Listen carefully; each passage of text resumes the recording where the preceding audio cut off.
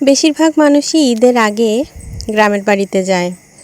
তা আমার ওরকম সৌভাগ্য হয়নি, যেহেতু আমার শ্বশুরবাড়ি শহরে, আমার শহরে ঈদ করতে হয়েছে। তো ঈদের পর আজকে গেলাম গ্রামের বাড়িতে। ওই যে গান আছে না, স্বপ্ন যাবে আমার বাড়ি, তো এরকম গ্রামের বাড়ি আমার কাছে হলেও গ্রামের বাড়ি যাওয়ার একটা আনন্দ, একটা এক্সাইটমেন্ট সবই কাজ করে, তাই না? এই যে ফায়ার সার্ভিস রোড দিয়ে যাচ্ছি রিকশায়, তারপর সিএনজিতে করে আমরা চাঁদপুর ব্রিজের উপর দিয়ে গোমতী নদীর উপর দিয়ে চলে যাচ্ছি গ্রামের বাড়িতে।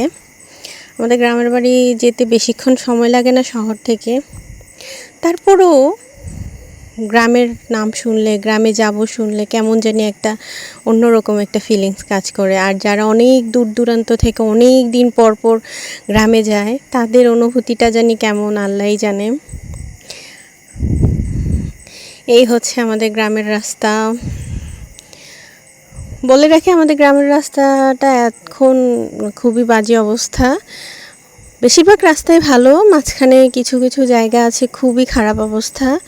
বৃষ্টির দিন খুবই ভয়াবহ একটা অবস্থা হয়ে থাকে, রাস্তার মধ্যে গর্ত হয়ে আছে। তবে বেশিরভাগ জায়গাটাই ভালো, শীতল একটা পরিবেশ। চারপাশে মানে রাস্তার দুই ধারে গাছগাছালি, দোকানপাট, ঠান্ডা একটা পরিবেশ। শহরের খুব কাছে হলেও গ্রামের পরিবেশটা খুবই অন্যরকম, আমার কাছে ভালোই লাগে। সিএনজি দিয়ে চলে যাচ্ছি।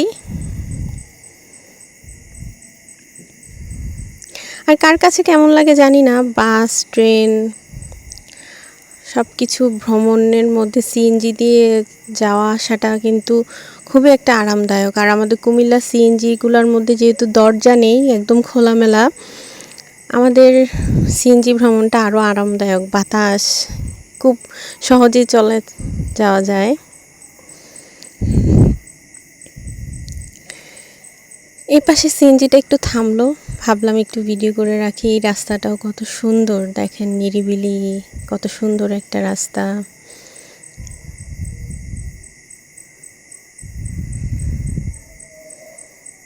গ্রাম মানেই অন্যরকম, তাই না?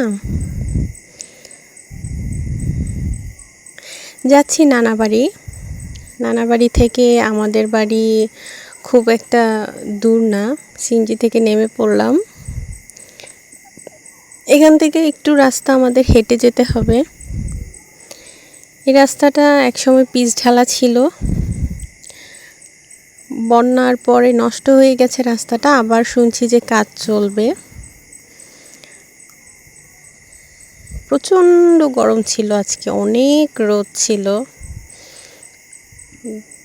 গ্রামের শীতল পরিবেশ ভাল লাগছিল, কিন্তু দুঃখের বিষয় বাতাস ছিল না। কেন জানি বাতাসের অভাবটা আজকে ফিল করছে অনেক বেশি। এই তো হেঁটে হেঁটে চলে যাচ্ছি বাড়ির দিকে। ধান ক্ষেতের ধানগুলা কাটা হয়ে গেছে, খালি ধান ক্ষেত পড়ে আছে। পানি থাকার কারণ হচ্ছে বৃষ্টির কারণে পানি জমে গেছে। আপনাদের সাথে কথা বলতে বলতে, দেখতে দেখতে চলেই আসলাম গন্তব্যস্থল। আজকের ভিডিওটা কে কোথা থেকে দেখছেন, কার কেমন লাগছে জানাবেন। ভালো থাকবেন সবাই। আল্লাহ হাফেজ।